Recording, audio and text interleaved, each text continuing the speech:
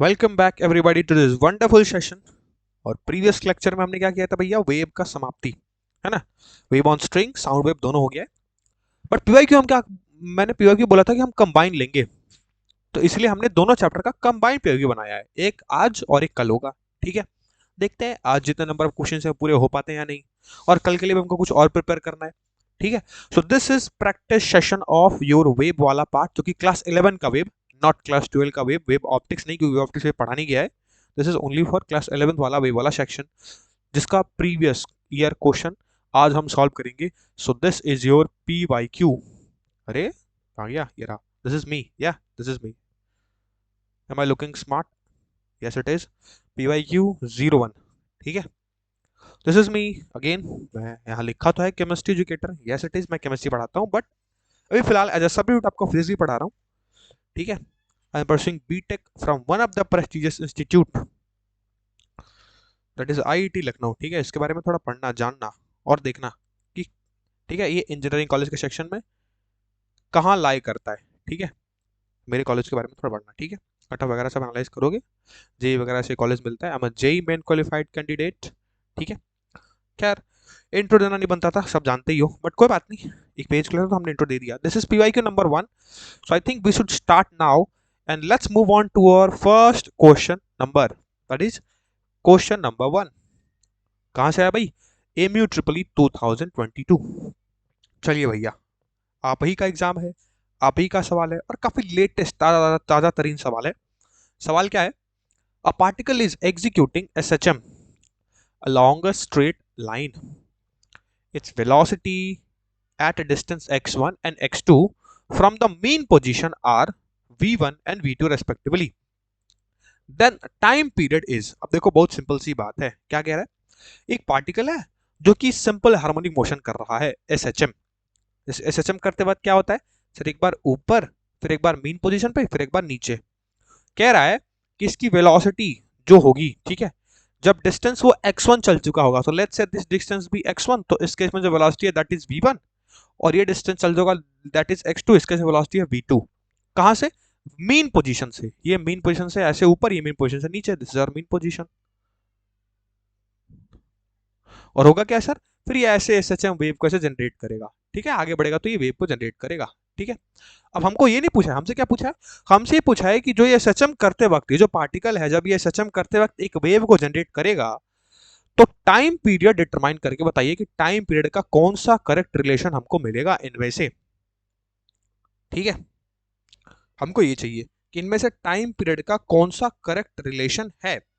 अब आओ, अब सोचो, क्या सोचना है सर? अगर हमको वेलोसिटी दी हुई है और डिस्टेंस गिवन है, तो क्या हमने कोई एक रिलेशन पढ़ा है सर? एसएचएम जब हम पढ़ रहे थे, कौन सा एसएचएम? एसएचएम मतलब एसएचएम नहीं पढ़ रहे थे, क्या पढ़ रहे थे? सिंपल हार्मोनिक वेव पढ़ रहे थे, क्योंकि एसएचएम के थ्रू क्या जनरेट होता था? Simple harmonic wave. तो जब एस एच डब्ल्यू पढ़ रहे थे, तो क्या हमने कोई एक रिलेशन पढ़ा था क्या सर? वेलोसिटी और एक्सेशन में कोई रिलेशन पढ़ा था क्या? सोच के देखो। अरे भैया, हमने ऐसा रिलेशन पढ़ा है? क्या पढ़ा है सर? हमने ये चीज पढ़ी थी क्या sir? v is equals to A omega cos of omega T plus five, और इसको हमने एक और टर्म में लिखा था, याद करो कैसे sir? v is equals to omega into under root A square minus X square. बोलो ये फॉर्मूला याद आ रहा है कि नहीं आ रहा है? अरे अरे सर, याद आ रहा है, कराया है मैंने ये फॉर्मूला। ये मैंने फॉर्मूला कराया है जब आप वे पढ़ रहे थे, जब आप S H M as a particle की बात कर रहे थे, तो हम पार्टिकल मैंने एक्सेलरेशन, वेलोसिटी, स्लोप, उसी में एक फॉर्मूला ये भी कराया था, कौन सा sir? v is equals to omega under root A square minus X square. ठीक है सर, अब इसी फॉर्मूले का इस्तेमाल हम करेंगे। क्यों भैया? क्योंकि दिया है कि v1 पे जो v1 वेलोसिटी है वो किस पे है सर? x1 डिस्टेंस पे है। तो देखो ये इक्वेशन में वेलोसिटी और डिस्टेंस का रिलेशन साफ साफ हमको दिख रहा है। दिख रहा है सर? बिल्कुल दिख रहा है। अब क्या बोल रहा है? v1 पे x1 है, v2 पे x2 है, तो सिंपल है इसी क्वेश्चन को सर, अगर मैं v1 के लिए लिखूंगा तो मैं कैसे लिख सकता हूं? सोच के देखो। मैं लिख सकता हूं सर, ओमेगा तो अभी भी वही रहेगा, एम्पलीट्यूड तो बदलने वाला है नहीं, क्योंकि प्लेन प्रोग्रेसिव वेव होती है जब ऐसे डब्ल्यू, तो एम्पलीट्यूड से कोई मतलब नहीं है। सर डिस्टेंस को मैं क्या कर दूंगा सर? x1 का स्क्वायर। ठीक है, दिस इज इक्वेशन नंबर 1। और अगर सोचो यहां से मैं अंडर रूट हटाऊं तो इसको मैं और बढ़िया से कैसे लिख सकता हूं सर? यहां से अगर अंडर रूट हटाऊं तो इसको और बढ़िया से मैं कैसे लिख सकता हूं सर? इसको मैं v1 स्क्वायर कर दूंगा, ये भी बढ़िया है। सिमिलरली v2 का square, this will B omega into, अब सोचो क्या, अच्छा एक और चीज नोट करिएगा मेरे साथ, क्या सर यहाँ स्क्वायर लगाया तो यहाँ भी तो स्क्वायर लगेगा ना, ये मैं लिखना भूल गया।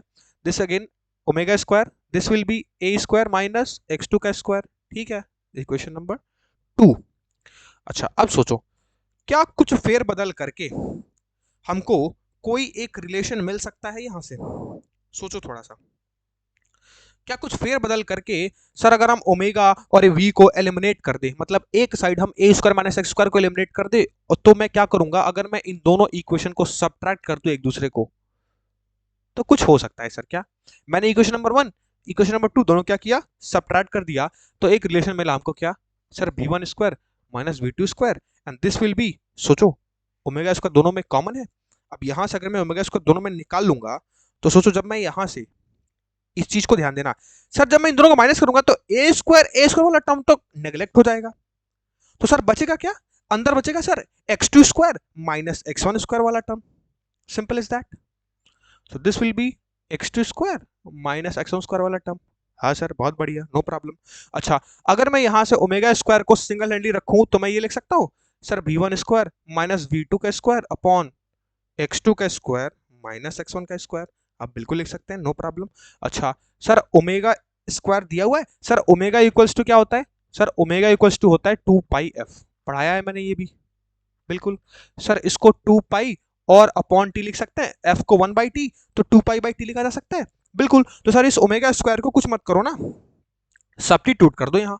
अच्छा अच्छा यहाँ ओमेगा को 2 पाई एफ होता है, यहाँ ओमेगा स्क्वायर है, तो कोई बात नहीं सर, ओमेगा अगर मैं करूंगा तो ये पूरे के पावर में रूट चढ़ जाएगी, बिल्कुल चढ़ जाएगी sir, no problem. This will be v1 square minus v2 square upon x2 square minus x1 square.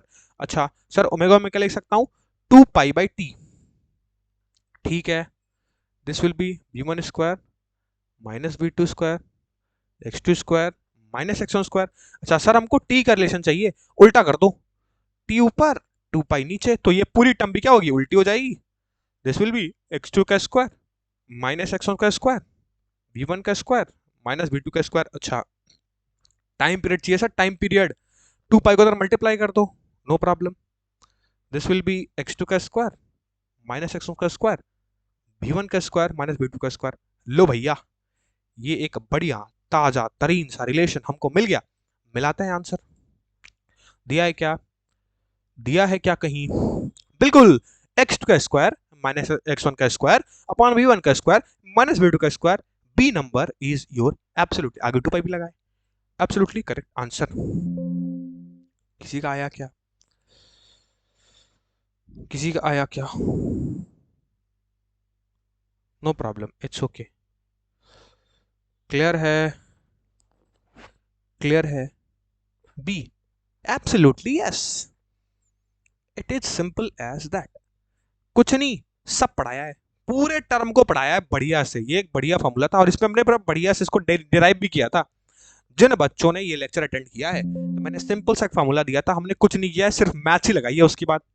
अब इतना तो आपको खुद से सोचना पड़ेगा ना कि सर मैथ्स अगर हम लगाएंगे तो कौन सा ऑपरेशन हमको लगाना है, सोचो सोचो, वही काम हमने किया, हमने यहाँ क्या किया, हमने एडिशनली बस कुछ नहीं किया, सबट्रैक्शन का इस्तेमाल किया दोनों इक्वेशन में, फिर हमको एक बढ़िया सा रिलेशन मिल गया, that is your option number B. समझ आया भैया, अरे क्लियर है, समझ आया तो बोलो, आगे बढ़ते हैं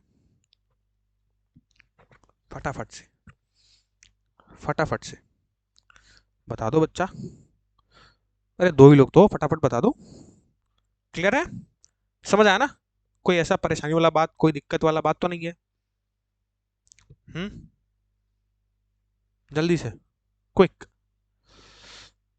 बहुत बढ़िया, ठीक है, चलो बच्चा, very good, okay, now let's move on to our next question and that is from MU triple E 2020।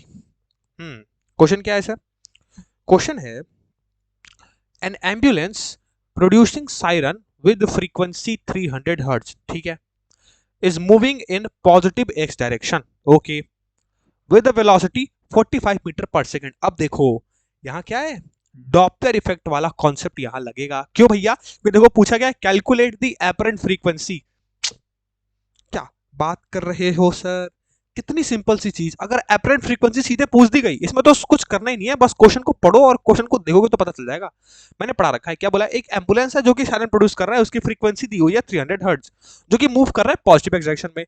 So let's say ये हमारी एक बढ़िया वाली एम्बुलेंस है, तो एम्बुलेंस ड्रॉ कर ली जाए बढ़िया सी सुंदर सी, आ जाओ। ठीक है, ये बड़ी बढ़िया वाली एम्बुलेंस, एम्बुलेंस वाली वैन हो गई ये। ठीक है, बहुत घटिया सा ड्राइंग है, ये हमारी एम्बुलेंस है। ठीक है, ये सायरन प्रोड्यूस कर रही है, कितना टुवर्ड पॉजिटिव एक्स डायरेक्शन ये मूव कर रही है। ठीक है, नो प्रॉब्लम। अच्छा, फ्रीक्वेंसी जो इसकी है सर वो कितनी है, ये जो प्रोड्यूस कर रही है साउंड, बेसिकली उसके सायरन की जो साउंड है उसकी फ्रीक्वेंसी दी हुई है, उस फ्रीक्वेंसी को मैं एफ नॉट कहता हूं, तो दिस विल बी 300 हर्ट्ज। ठीक है सर, पॉजिटिव एक डायरेक्शन में जा रही है। अच्छा, इसकी वेलोसिटी भी गिवन है, अब सोच के देखो, अगर यहां से साउंड प्रोड्यूस हो रहा है तो इसका सायरन एज अ सोर्स काम करेगा, तो सर ये सोर्स है, और सोर्स की वेलोसिटी को वीएस लिखते हैं, और दिया हुआ है कितना, 45 मीटर पर second. Calculate the apparent frequency to the listener moving also in positive एक डायरेक्शन। तो अगर एक क्या हो, ऑब्जर्वर भी हो, लिसनर क्या है, अरे ऑब्जर्वर भी तो है, तो आप इसको लिसनर कह लो या ऑब्जर्वर कह लो, अगर ये भी मूव कर रहा हो सेम डायरेक्शन में, और इसकी स्पीड भी दी हुई है, that is v o, and this will be 15 meter पर सेकेंड। हमसे एपरेंट फ्रीक्वेंसी पूछी गई है, हमसे क्या पूछी गई है भैया, एपरेंट फ्रीक्वेंसी। अरे सर क्या बात कर दी है सर, आपने पढ़ा है इस चीज को, पढ़ा है, बिल्कुल पढ़ा है सर। क्या रिलेशन पढ़ा है sir, f naught is equals to v plus v o upon v plus v s. क्यों भाई, क्योंकि दोनों क्या है, सेम डायरेक्शन में है, तो ऊपर नीचे दोनों साइड में प्लस लेते थे हम। क्या बात है, बहुत बढ़िया। अब सोच के देखो, कुछ नहीं, वैल्यू पुट करो। v क्या होता था सर, स्पीड ऑफ साउंड, और स्पीड ऑफ साउंड होती कितनी है भैया, चलो नहीं पता है तो मैं बता देता हूँ, एयर, यहाँ एयर ही है, मीडियम एज एयर है तो हम एयर मान के चलते हैं, तो simply speed of sound air में होती है, नई वैल्यू है तो याद रख लो, दैट इज 343 मीटर पर सेकेंड। अब कुछ नहीं, वैल्यूज को पुट करो। So F apparent will be, F not कितना है सर, 300, 343 प्लस 15 अपॉन 343 प्लस 45। बस अभी चीज कैलकुलेट करके मुझे फटाफट आंसर बताओ कि कौन सा आंसर आ रहा है, जल्दी से, क्या ही करना है, क्विक आंसर दे दो, एक क्विक आंसर दे दो। ठीक है, रेशमा सिर्फ आप ही हैं क्लास में, कोई बात नहीं, आप एक क्विक आंसर दे दीजिए कि इसकी एपरेंट फ्रीक्वेंसी कितनी आई मेरे साथ, मैं खुद कैलकुलेट करूं या आप करोगे, कुछ नहीं, सिर्फ क्या करना है, 300 इंटू 343 प्लस 15 अपॉन 343 प्लस 45, बस सिंपल सा एक रिलेशन, मैंने डायरेक्टली इस चीज को करा रखा है। ठीक है, अगर आपको वो लेक्चर याद होगा मेरा, कौन सा, अरे प्रीवियस लेक्चर, कल ही के लेक्चर में ये बात की थी मैंने, है ना। तो इस बार देखो, अच्छा एपरेंट फ्रीक्वेंसी का कॉन्सेप्ट क्यों आया, ये तो समझ आया ना आपको क्यों आया, क्योंकि देखो सोर्स भी मूव कर रहा है और ऑब्जर्वर मूव कर रहा है, और मैंने ये चीज बताई है कल के लेक्चर में, अगर सोर्स और ऑब्जर्वर दोनों मूव करेगा, सो एपरेंट फ्रीक्वेंसी का ही कॉन्सेप्ट आएगा। तो इसलिए यहाँ एपरेंट फ्रीक्वेंसी पूछी गई है आपसे, और सिंपल सा फॉर्मूला मैंने आपको दे दिया था उस चीज का। सो अब एक ही चीज बस कैलकुलेट करनी है, अब आप बता दीजिए कि आंसर कितना आ रहा है। ठीक है, कोई बात नहीं, मैं ही कैलकुलेटर चला लेता हूँ, नो प्रॉब्लम। ठीक है, आइए आपकी मदद मैं थोड़ी करता हूँ, सिंपल है, ऊपर है कितना 343, यानी 300 इंटू कितना हो जाएगा, 345 है, सॉरी 340 नहीं, 343 है प्लस 15, स्पीड ऑफ साउंड होती है ये। ठीक है, 358 इंटू 300 एंड डिवाइडेड बाई कितना भैया, 343 plus 45, this will B 343 plus 45, मतलब अच्छा ऊपर जो वैल्यूज आई वो हमारे पास, दैट विल बी 107400 अपॉन नीचे 343 प्लस 45 388, यानी 107400 divided by 388, 107400 divided by 388, and this will be 277, यानी 277। अरे 277 कहीं ऑप्शन में है क्या बच्चा, बिल्कुल है, ए नंबर, पहला option is correct, A, yes absolutely, very good. A is your absolutely correct answer. Clear? बस इतना सा काम करना था आपको, और कुछ नहीं करना था। 107400 ठीक है, और नीचे कितना हो जाएगा 340। मैं क्रॉस क्रॉस कंफर्म कर रहा हूँ, ठीक है। ओके ठीक है, क्लियर है। चलो बहुत बढ़िया, ठीक है, सिंपल सा क्वेश्चन, ये आप क्या ही था इसमें। चलिए next question, that is from MU triple ई 2019। आओ भैया क्वेश्चन पढ़ा जाए। क्या है क्वेश्चन? क्वेश्चन है कि अ बॉडी इज एग्जीक्यूटिंग, एक सेकेंड, ये क्वेश्चन आई थॉट डुअल बार हो गया है क्या? एक minute, okay okay okay now, ठीक है, चलिए कोई बात नहीं, मुझे लगा ये क्वेश्चन रिपीट हो गया था, ठीक है। क्वेश्चन है a body is executing SHM according to the relation in SI units, ठीक है, जो है x इज इक्वल्स टू 5√2। मतलब सिंपल है, एक बॉडी है जो कि सिंपल हार्मोनिक मोशन क्या कर रही है, सिंपल हार्मोनिक। अच्छा ये एक एसएचएम का सवाल है, ओके। इस क्वेश्चन को अभी आप फिलहाल के लिए क्या कीजिए, नेग्लेक्ट कर दीजिए। क्यों नेग्लेक्ट कर दीजिए बच्चा, मैं बता देता हूं आपको क्यों। देखो मैं क्या, मुझे शीट मिली थी वो पीवाईक्यू वाली, ठीक है, तो उसके अंदर ना वेव्स और ऑसिलेशन जो आपका है ना, वो वाला एक ही में दिया हुआ था, ठीक है। तो मैंने जस्ट एज अ, क्योंकि ऑसिलेशन तो मैं पढ़ाया नहीं, मैं तो आपको वेव पढ़ाया हूँ, तो इस क्वेश्चन को आप अभी के लिए फिलहाल के लिए नेगलेक्ट कर दिए। तो एमई ट्रिपल 2019 पूछा गया था, ये एक ऑसिलेशन चैप्टर का सवाल है, ठीक है, जो कि गलती से इस स्लाइड में ऐड हो गया है, ठीक है। तो अभी आप इसको इग्नोर करिएगा, ठीक है, ये आपका वेव का सवाल नहीं है। वेव एंड ऑसिलेशन मुझे जो शीट दी गई थी उसमें सिमिलर था, एक ही में था, इसी वजह से गलती से आंसर आ गया होगा, ठीक है। एक क्वेश्चन गलती से इसमें पुट अप हो गया है, तो आप इस क्वेश्चन को इग्नोर करिएगा, ठीक है। दिस इज नॉट, अभी जो हमने पढ़ा है उसमें ये कॉन्सेप्ट नहीं है, ठीक है। चलिए नेक्स्ट क्वेश्चन पे चलते हैं, किधर, two sinusoidal waves of equal amplitude, ठीक है, जो कि वाई मीटर है, दिस इज वाई मीटर, ठीक, कंफ्यूज ना होइएगा, दिस इज वाई मीटर, ठीक है, and wavelength lambda travel in opposite direction along a stretched string. तो भैया एक स्ट्रिंग थी, ठीक है, उस स्ट्रिंग को थोड़ा खींच दिया गया था, ठीक है, स्ट्रेच्ड स्क्रीन स्ट्रिंग थी, और इससे क्या किया हमने, एक दो साइनोसॉइडल वेव को जनरेट किया इस स्ट्रिंग से। सिंपल सा कहने का मतलब यह है कि इस स्ट्रिंग से हमने दो स्टैंडिंग वेव जनरेट की, जो कि साइनोसॉइडल वेव थी। क्या, कौन सी वेव जनरेट की, स्टैंडिंग वेव। अच्छा, two sinusoidal waves of equal magnitude, equal sorry amplitude. तो कहने का मतलब यह है कि सर अगर एक वेव ऐसी जा रही है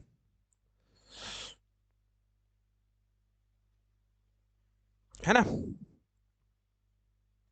ऐसी बिल्कुल, कैसी, ऐसी, और एम्पलीट्यूड कितना है सर, सर एम्पलीट्यूड दिया है वाई मीटर, मतलब ये वाई है, ये कितना है सर, वाई है, वाई है, वाई है। ऐसी एक और वेव है, दो वेव है ना, ऐसी एक और वेव है, ठीक है, सिमिलर एम्पलीट्यूड की वेव है। तो मैं वेव को ज्यादा अलग नहीं बनाऊंगा, जो ऊपर वेव बनी है बिल्कुल वैसी वेव है। क्वेश्चन पढ़ोगे तो ये चीज दी हुई है क्या, कि दो साइनोसॉइडल वेव है वो जनरेट की गई है किससे, एक स्ट्रिंग से, जो कि स्टैंडिंग स्ट्रिंग से हम स्टैंडिंग वेव पढ़े थे, हमने स्टैंडिंग वेव का कॉन्सेप्ट पढ़ा है कि एक स्ट्रिंग से स्टैंडिंग वेव को जनरेट किया जा सकता है, ठीक है। तो सिंपल सी कहने का मतलब क्वेश्चन में यही है कि दो साइनोसॉइडल वेव है जिसका एम्पलीट्यूड वाई है, यानी इसका भी एम्पलीट्यूड वाई है। This is wave one, this is wave two, दोनों साइनोसॉइडल है जिनका एम्पलीट्यूड क्या है, वाई है।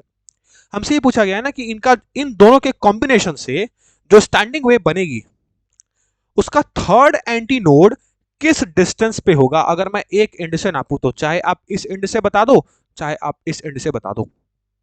कितना बढ़िया सवाल है, क्यों भैया, बहुत सिंपल सा क्वेश्चन है, देखो कैसे करेंगे इसको। पहला वेव क्या बोला गया, बोला गया ना कि ये दोनों जो वेव है बेसिकली जिनका एम्पलीट्यूड है, are travelling in opposite direction, एक दूसरे से अलग डायरेक्शन में जा रही है। मतलब अगर ये वेव सर इधर जा रही है तो अगली वेव इधर जा रही है। अब सोच के देखो, जब मैं आपको स्टैंडिंग वेव का कॉन्सेप्ट पढ़ा रहा था तो मैंने बोला था कि जब दो वेव एक दूसरे से अपोजिट डायरेक्शन में जाती हैं तो वो एक स्टैंडिंग वेव को प्रोड्यूस करती हैं। तो वो वेव कुछ कैसी बनी थी सर, कुछ ऐसी बनी थी, याद आ रहा है सबको, कुछ ऐसी बनी थी सर, कैसी, मैं यहाँ ड्रॉप कर देता हूँ, ये पहली वेव और इसी के वो में दूसरी वेव, हाँ सर ऐसी बनी थी, लूप्स की तरह बनी थी। और ये हमारी एक्सिस थी, इसी पे हमारा नोड और एंटी नोड था। अब देखो हमसे सवाल में क्या पूछा गया है, क्या बोला, क्या पूछा गया है, थर्ड एंटी नोड का डिस्टेंस बताओ कितने डिस्टेंस पे होगा। तो अगर मैं इस, चाहे आप, आपका मन चाहे आप इस एंड से निकाल लो डिस्टेंस या इस एंड से निकाल लो, उसमें बोला गया कोई एक वन ले लो, कोई एक वन एंड से आप डिस्टेंस निकाल लो, ये बोला गया हमसे।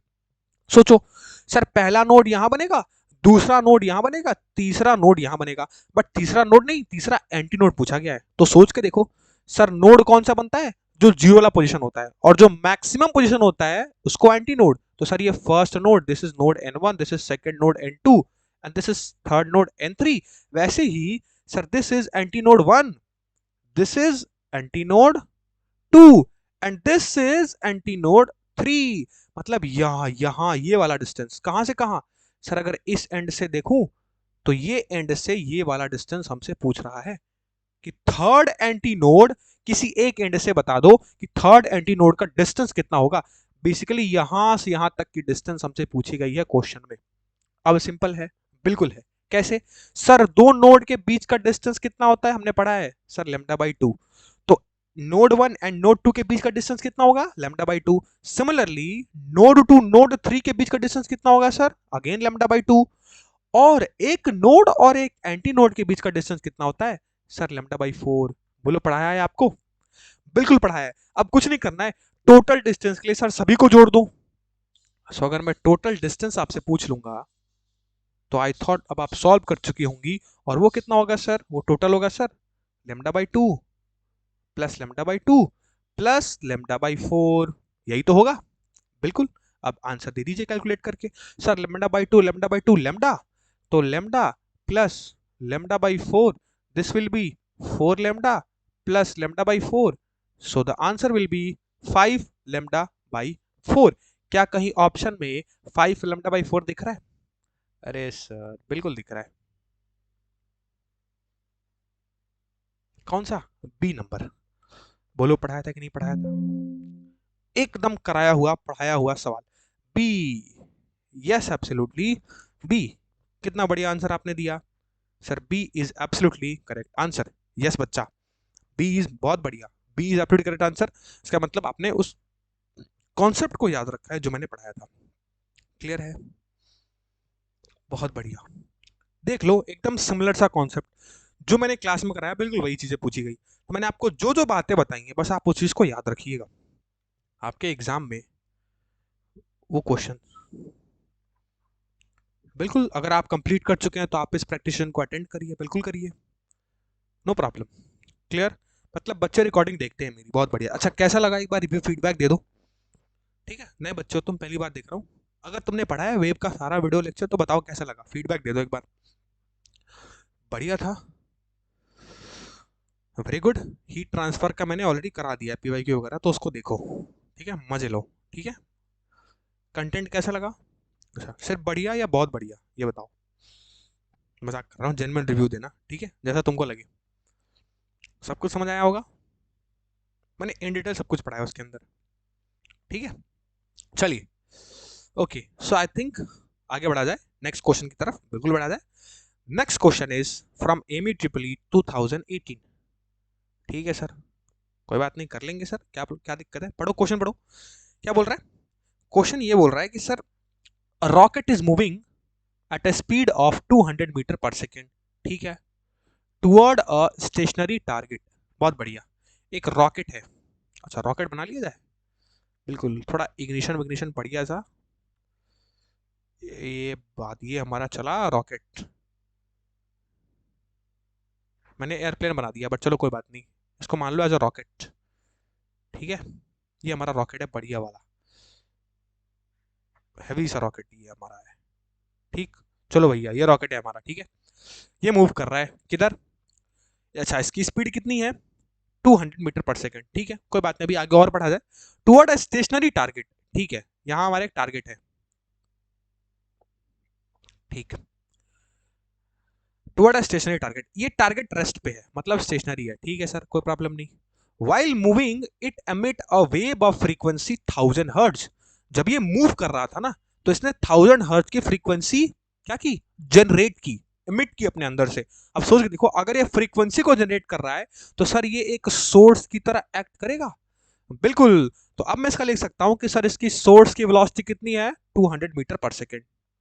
इसने क्या किया, 1000 फ्रीक्वेंसी की वेव जनरेट की, 1000 फ्रीक्वेंसी की वेव एमिट की जब ये मूव कर रहा था तो, ठीक है, तो इधर से वेव चली होगी, ठीक है, आगे इसकी फ्रीक्वेंसी कितनी थी सर, कितनी फ्रीक्वेंसी की वेव जनरेट की, अगर मैं उसको एफ नॉट कह दूं तो मैं उसको कह सकता हूं सर 1000 हर्ट्ज।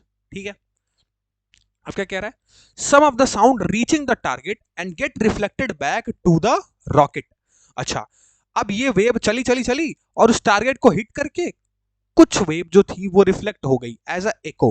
एको क्या होता है, जब किसी से टकराती है तो साउंड हमको वापस बाउंस बैक मिलती है, उसको हम एको कहते हैं।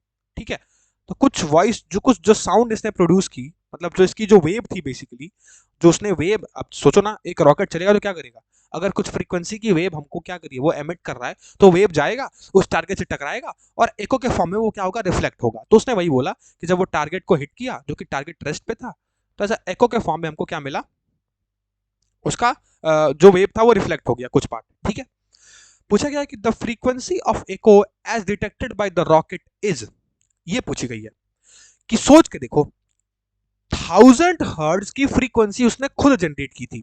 अब जब वो जाएगा, एक टारगेट पड़ा है रेस्ट पे, उसे टकराएगा तो कुछ पार्ट क्या होगा, रिफ्लेक्ट हो जाएगा एज अ एको।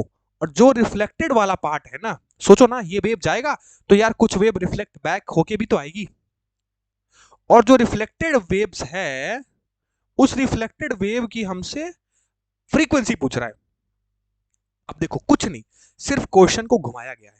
घुमाया क्या गया है, बिल्कुल जो हमने बेसिक कॉन्सेप्ट पढ़ा था वो याद रखो। क्या सर, यहां होता है सोर्स, सर यहां होता है ऑब्जर्वर। यहां सोर्स कौन है सर, सोर्स रॉकेट है, ऑब्जर्वर वो टारगेट है। यहां सोर्स सर मूव कर रहा है, ऑब्जर्वर रेस्ट में है। तो बिल्कुल वही वाला कॉन्सेप्ट, सोर्स ने वेव जनरेट की, फ्रीक्वेंसी कितनी थी sir, f not, that is 1000 hertz. Source की स्पीड कितनी थी सर, 200 मीटर पर सेकेंड। टारगेट क्या है, रेस्ट पे है, मतलब ऑब्जर्वर क्या है, रेस्ट पे। अब सोचो ये फ्रीक्वेंसी जो ऑब्जर्वर के पास से जो फ्रीक्वेंसी, सोच के देखो ना, होगा क्या कि जैसे ही क्या होगा, ये वेव जाके उसको हिट करेगी तो उधर से क्या होगा सर, उधर से टकराने के बाद जो एको होगा तो कुछ पार्ट रिफ्लेक्ट होगा। जब कुछ पार्ट रिफ्लेक्ट होगा तो एक रिफ्लेक्टेड वेव वापस आएगी, और जब रिफ्लेक्टेड वेव आएगी तो सर अब ये फ्रीक्वेंसी तो चेंज हो गई होगी ना, अब ये एफ नॉट तो नहीं होगी ना, कुछ पार्ट रिफ्लेक्ट हो गया, कुछ ही पार्ट रिफ्लेक्ट हुआ है, कुछ क्या होगा, कुछ ऑब्जर्व भी हो गया होगा उस टारगेट से, कुछ पार्ट रिफ्लेक्ट हो गया, कुछ वेव की पार्ट, कुछ रेडिएशन। सोचो ना एक रेडिएशन की तरह ही तो वेव होती है, तो कुछ रेडिएशन ऑब्जर्व भी हो गया, कुछ रेडिएशन क्या हुआ, रिफ्लेक्ट हो गया। हमसे रिफ्लेक्टेड वेव जो है उसकी फ्रीक्वेंसी पूछी हुई है, तो अब सर ये फ्रीक्वेंसी एफ नॉट नहीं है, अब फ्रीक्वेंसी चेंज हो गई है, और कितनी हो गई है sir, that is equals to f apparent. अरे हाँ सर, चेंज्ड फ्रीक्वेंसी को ही तो एपरेंट फ्रीक्वेंसी कहते हैं, तो हमसे एपरेंट फ्रीक्वेंसी ही तो पूछी है बच्चा। अरे तो बड़ा सिंपल सवाल था, बस घुमा दिया सर बोल के। तो एफरेंट फ्रीक्वेंसी क्या होती है sir, v naught into v plus, अच्छा अब सोचो हो क्या रहा है सर, इस केस में कैसे लिखेंगे ये चीज नोट करना पहले। ठीक है, बट फिलहाल अभी नोट कर लो क्या सर, सोर्स किधर मूव कर रहा है, आगे की तरफ, किधर, टुवर्ड ऑब्जर्वर, और ऑब्जर्वर से जो सोर्स की वेव किधर जा रही है, टुवर्ड ऑब्जर्वर, और ऑब्जर्वर से रिफ्लेक्टेड वेव किधर जा रही है, टुवर्ड सोर्स। तो सर इस केस में तो आपने कराया था कि जो फ्रीक्वेंसी होती है सर, ऊपर भी माइनस हो जाता है अपॉन नीचे भी माइनस हो जाता है, यही तो कराया था। अरे जब दोनों अपोजिट डायरेक्शन में हो तो कल के लेक्चर में चीज कराई है, एपरेंट फ्रीक्वेंसी का फॉर्मूला क्या हो जाता है सर, ऊपर नीचे दोनों माइनस। ठीक है, अब एफ नॉट सोच के देखो सर, ऑब्जर्वर तो रेस्ट पे है तो क्या यहाँ वी ओ जीरो हो जाएगा, अरे बिल्कुल हो जाएगा। तो ऊपर सिर्फ हो गया वी, नीचे हो गया वी माइनस वी एस।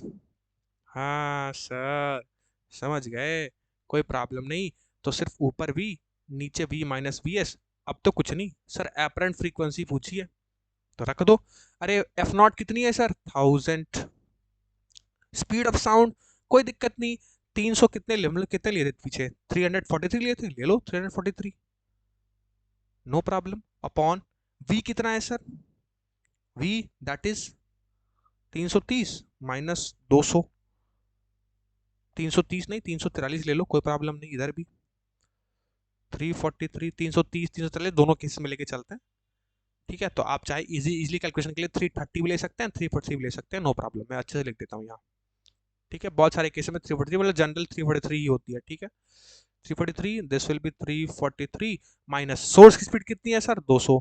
अब तो कुछ नहीं, बस एपरेंट फ्रीक्वेंसी आप बता दो बच्चा जल्दी से, क्विक टेल मी क्विक, फटाफट से। 343 माइनस 200 नीचे कितना हो जाएगा, 143 है ना, तो 343 divided by 143, this will be 2.39, और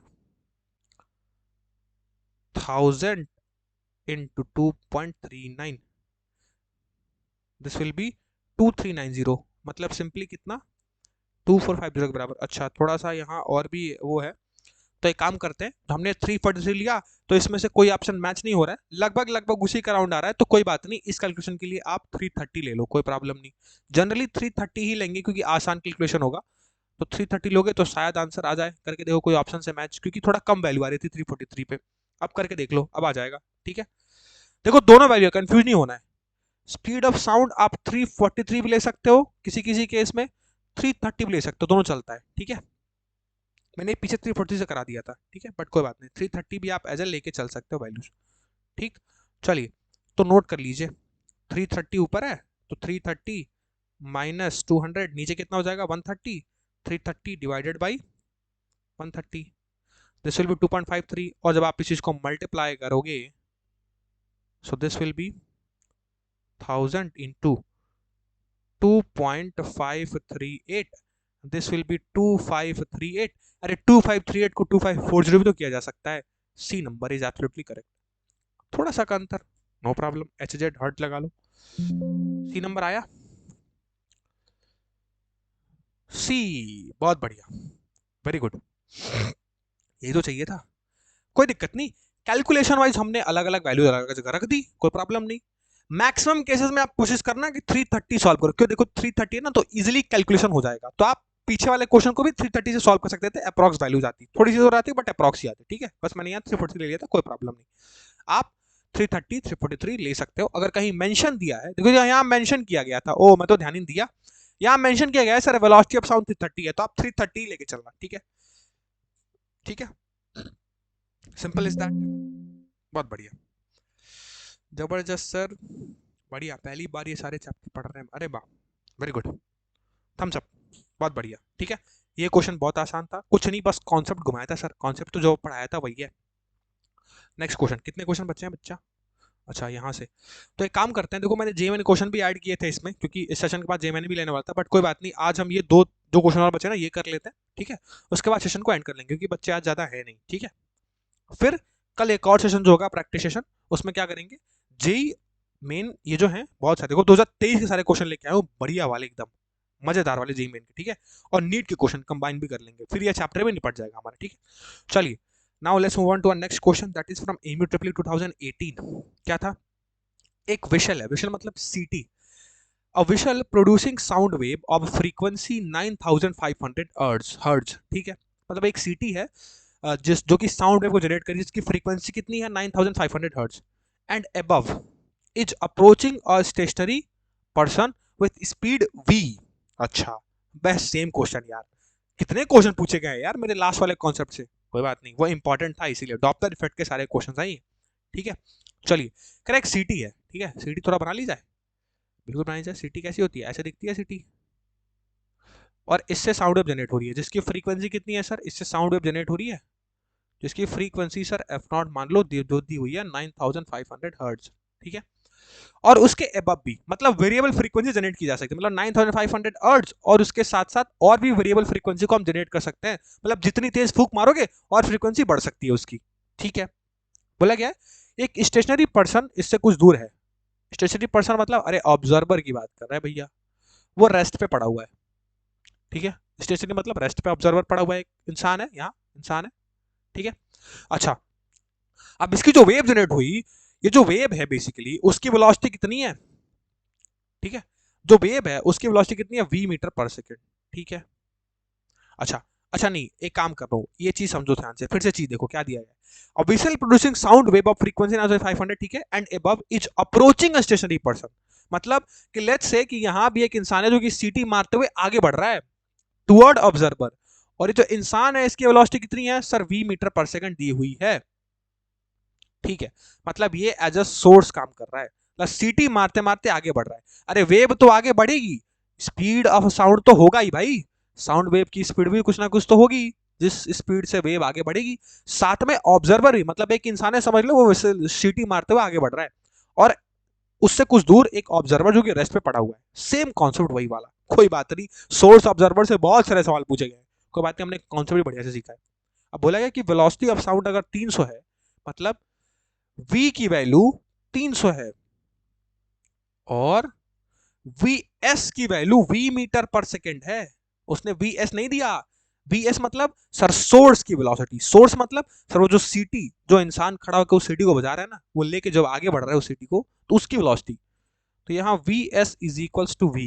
ओके, अब क्वेश्चन में और क्या बोल रहा है, क्वेश्चन में ये बोल रहा है कि if the person can hear frequency up to maximum of 10,000 hertz, मतलब अगर ये इंसान जो यहाँ है ऑब्जर्वर जो कि रेस्ट पे खड़ा हुआ है, अगर ये मैक्सिमम फ्रीक्वेंसी कितनी सुन सकता है, 10,000 हर्ट्ज तक सुन सकता है, तो मैक्सिमम वैल्यू ऑफ स्पीड बताइए। अरे वाह, कितना बढ़िया सवाल। ये जो सोर्स है उसकी कितनी स्पीड होनी चाहिए ताकि वो सुन सके उस सीटी को। मैक्सिमम कितना सुन सकता है, 1000 हर्ट्ज। अब सोचो, जब ये ऑब्जर्वर बेसिकली जो सोर्स है जो कि सीटी बजाते हुए आगे बढ़ रहा है, वो इंसान, ठीक है, उसकी स्पीड कितनी है, v है। अब सोचो, अब अगर ये आगे बढ़ेगा जैसे जैसे, तो फ्रीक्वेंसी में चेंज आएंगे, हो सकता है ये फ्रीक्वेंसी 9500 से बढ़ के कितनी हो जाए, 12,000, 11,000, 13,000। लेकिन वो सुन कितना सकता है, मैक्सिमम 10,000 सुन सकता है, उससे ऊपर जाओगे तो नहीं सुन सकता है। तो एटलीस्ट इसकी उतनी स्पीड बताइए कि जो सोर्स है ये कितनी तेज भागे उस वेव के साथ साथ, वो पूछ रहा है। ये सोर्स जो है, इस सोर्स की कितनी मैक्सिमम वेलोसिटी होनी चाहिए ताकि वो 10,000 के अंदर ही फ्रीक्वेंसी को मेंटेन रख सके, क्योंकि 10,000 के अंदर ही उस फ्रीक्वेंसी को मेंटेन रखेगा, उतनी फ्रीक्वेंसी कोई वो सुन सकता है। अगर सोर्स की स्पीड थोड़ी धीमी रह गई और साउंड ऑफ वेव की स्पीड ज्यादा तेज हो गई, तो फ्रीक्वेंसी हो सकता है कि 9,500 से चेंज होके क्या, अरे ये क्या है, सोच के देखो ना, शुरुआत की फ्रीक्वेंसी 9,500, सुन कितना सकता है, 10,000, मतलब ये एपरेंट फ्रीक्वेंसी है, छिपा के दिया है, बस समझना आपको इतना था कि एपरेंट फ्रीक्वेंसी इसने दे रखी है। इनिशियल फ्रीक्वेंसी हमको पता है, हमको स्पीड ऑफ साउंड भी पता है, लेकिन हमसे सोर्स की स्पीड पूछी हुई है। तो ये चीज कही गई है कि उस सोर्स को कितना तेज भागना पड़ेगा कि ये जो एपरेंट फ्रीक्वेंसी है ये अंडर 10,000 रहे, क्योंकि अगर सोर्स की स्पीड बीच में कहीं धीमी पड़ गई और स्पीड ऑफ वेव, वो वेव उससे सोर्स से पहले पहुंच गई, तो उस वेव की फ्रीक्वेंसी बढ़ जाएगी, वो 11,000 12,000 भी हो सकता है, तो फिर वो सुनाई नहीं देगा। तो कंडीशन दे दी गई कि मैक्सिमम कितनी तेज वो सोर्स भागे कि वो 10,000 फ्रीक्वेंसी के अंदर रहे।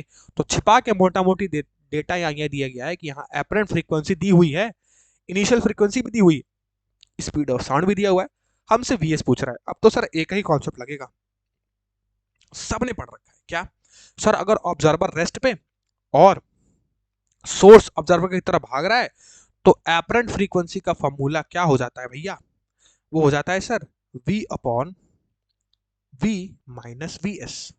सोचो कैसे, सर यहाँ प्लस वी ओ तो लगाते, क्योंकि फ्रीक्वेंसी घटानी है तो नीचे वाला साइन माइनस लगेगा, लेकिन ऊपर वाला तो प्लस होता है।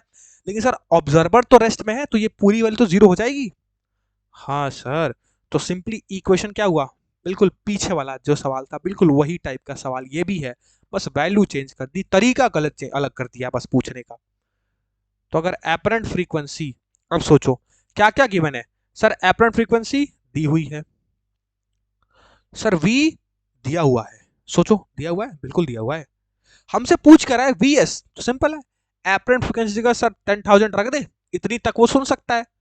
v कितना है, सर 300 लेने को बोला है, नीचे सर 300 माइनस vs, अब कुछ नहीं, मल्टीप्लीकेशन करो बच्चा पार्टी, बस सिर्फ और सिर्फ आपको कितना करना है, अच्छा साथ में एफ नॉट भी तो होता है, मैं तो ये भूल गया, तो एफ नॉट है तो सर यहाँ मल्टीप्लाई कर दो ना, एफ नॉट कितना था, 9,500, 9,500, नो प्रॉब्लम बच्चा पार्टी, कुछ नहीं कैलकुलेट करना है बस अब हमको, यानी 10,000 is equals to 3,000 upon, sorry 300 upon v s into 9,500। अब ये काफी लेंदी सा कैलकुलेशन है, बट कोई बात नहीं, दो जीरो इधर से दो जीरो इधर से उड़ा दो, अब ये थोड़ा आसान हो जाएगा, मल्टीप्लीकेशन बस करना है आपको, यानी 100 into 300 minus v S, and this will B 300 into 95।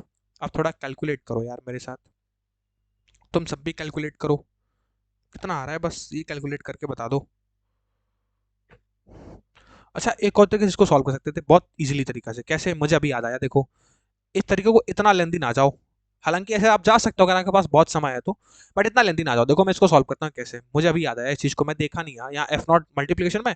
सोचो, अगर मैं सीधा v upon v minus v S को कैलकुलेट कर लूँ तो सर ये कितना हो जाएगा, v apparent upon F not. सोचो इस एफ नॉट को नीचे भेज दूंगा तो ये पूरी वैल्यू किसके बराबर हो जाएगी, F apparent upon F not. अब सोचो एफ एपरेंट कितना है sir, 10,000।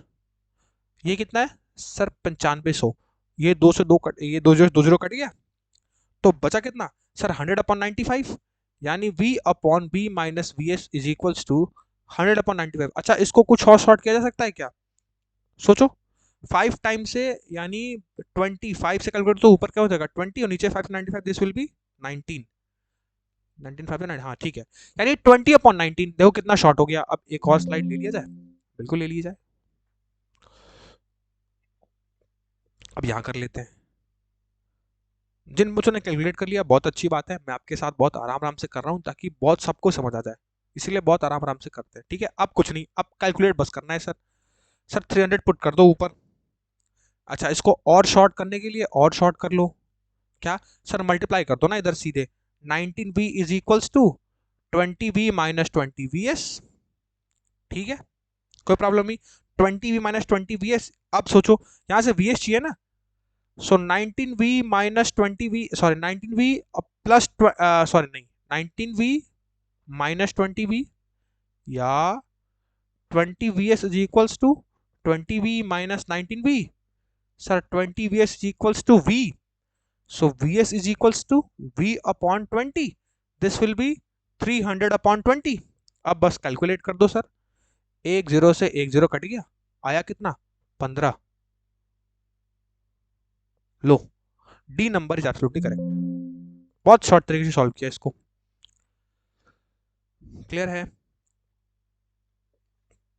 Okay, no problem, it's okay. ठीक है, मैं भी बीटेक कर रहा हूँ। ठीक है, तुम भी बीटेक कर रहे हो, मैं भी बीटेक कर रहा हूँ। सी नंबर, सी नहीं डी होगा, डी है बच्चा, डी, दैट्स नॉट सी। अच्छा, यहाँ लिखा नहीं है मार्किंग, कोई बात नहीं।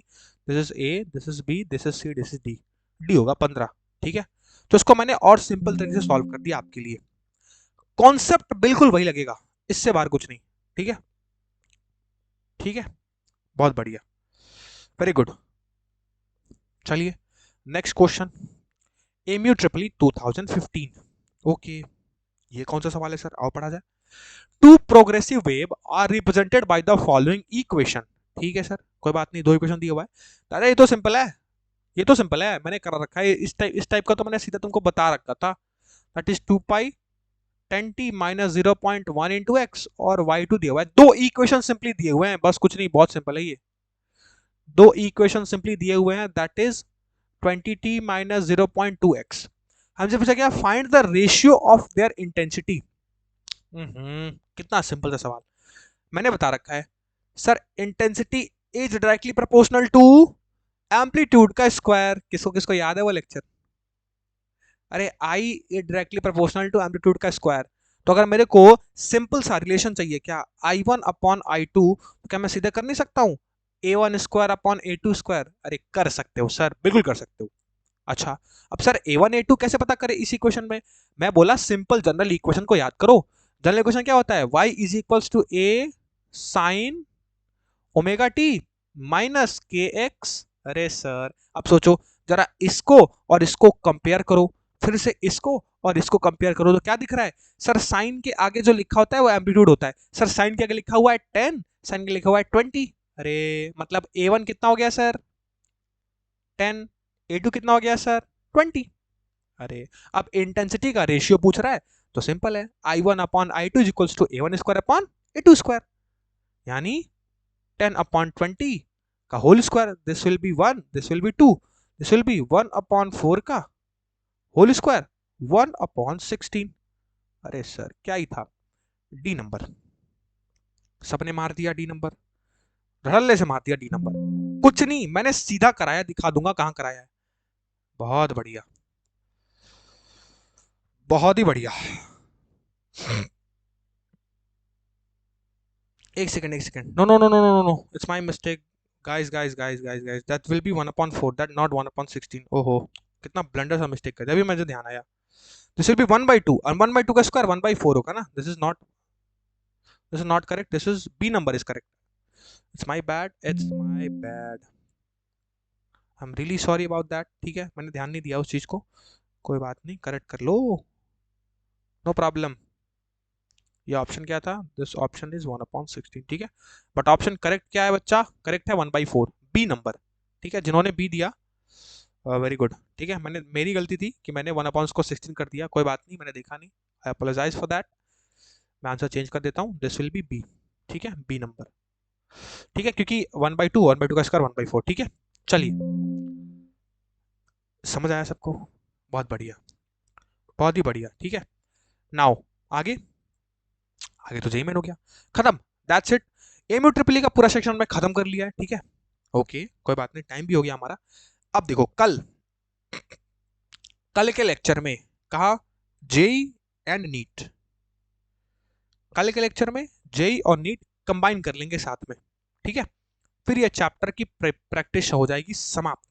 ठीक है, जेई के क्वेश्चन थे, ठीक है, बट कोई बात नहीं, आज समय भी हो चुका है और बच्चे भी कम थे, तो इट्स ओके। जो बच्चे हैं वो रिकॉर्डिंग देख लेंगे ये वाले सेक्शन में, और कल के लेक्चर में मैंने बड़े बड़े क्वेश्चन सेलेक्ट कर दिए। वैसे तो बहुत सारे क्वेश्चन होंगे एमयू ट्रिपल ई में, बट मैंने आपके लिए बड़े बड़े क्वेश्चन उठा लिए जो कि रेलेवेंट थे।